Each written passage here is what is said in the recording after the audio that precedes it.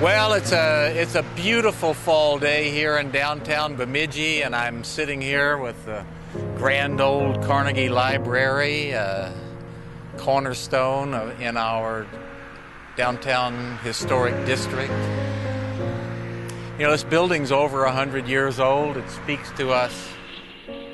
Men may die without telling the secrets of their fellows. Still sharers in great business enterprises from which their capital cannot be or has not been withdrawn. And which is left entirely a debt for public uses. Yet the day is not far distant when the man who dies, leaving behind him millions of available wealth, with one thing for him to administer during life, will pass away unwept, unhonored, and unsung. From an era in the past. And I'm proud to be part of the team that's going to restore this fine old building for generations to come.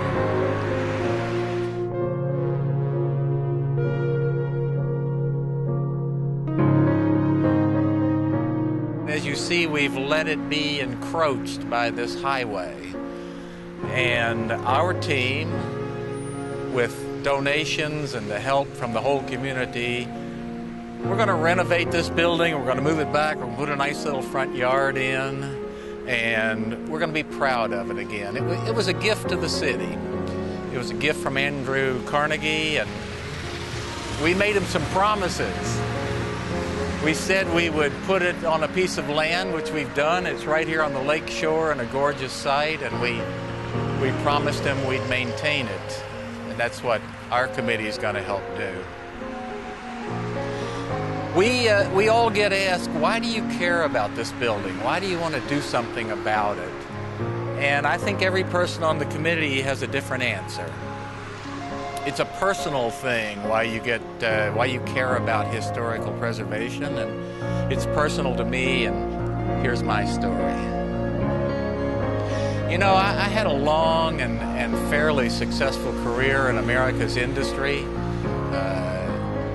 I lived in Asia, in England, in Europe, and I worked in between 35 and 40 countries. It was a very lucky and wonderful experience working, and at the end of it, I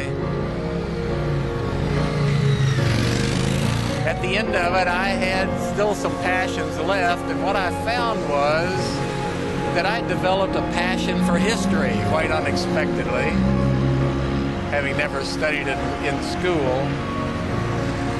And I think it was because over all of that travel, I was exposed to so many truly historic places, and I learned that history speaks to us in many ways.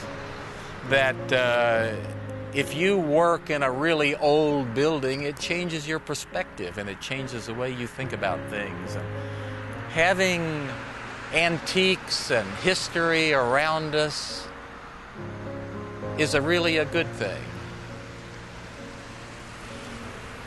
I still love to travel. You know, I just came back from Portugal. I'd never been there. I'd always wanted to go. I had to go and pay homage to Henry the Navigator, who 500 years ago started sending his little matchstick boats down the coast of Africa to see what was down there.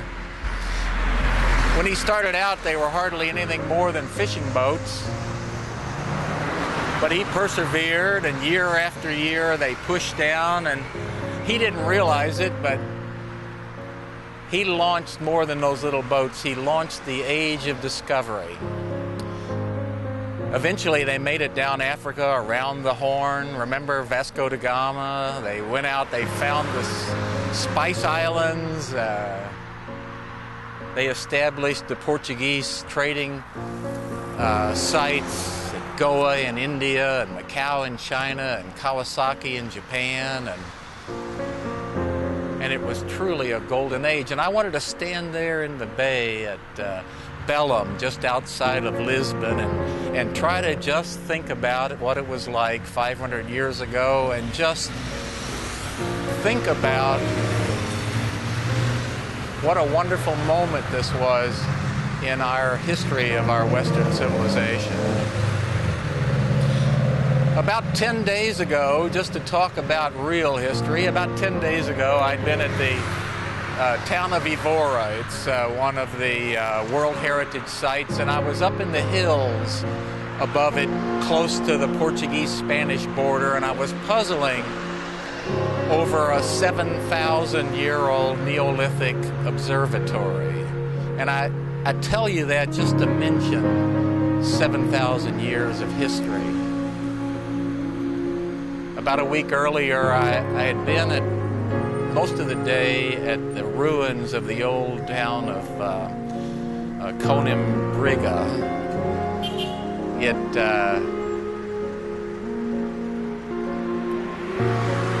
It's a ruin now, but for 500 years, it was the capital of the Roman province of Lusitania. 500 years, and I'd put that up against the history of our whole country and give it as an example of that it's important. It was important for me to go to a place like this and see that history. Yes, I think history speaks to us. A place like I've just been describing speaks to us about the magnificence and yet the frailty of all of the things we do with our human endeavors. But moreover, I think history speaks to us. It teaches us tolerance, and it teaches us humility when we see that people in any age were working really for the same ends, that all of civilization are people working for the same goals, and that the people in the past, like probably we are, were just constrained by the materials they had, the technology had, the ideas they had, their cultural inertia, probably just like we are.